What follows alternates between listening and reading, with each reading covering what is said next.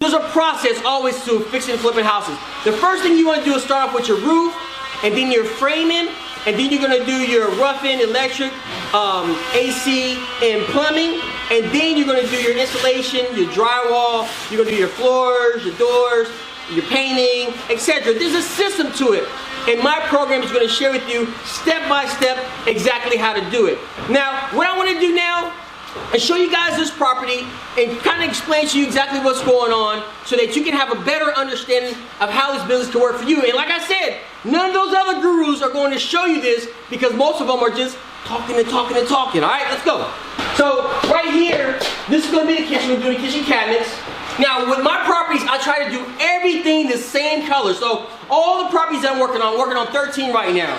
The same color, the same hardwood floors, the same doors, the same cabinets, the same lights, the same ceiling fans, pretty much the same everything.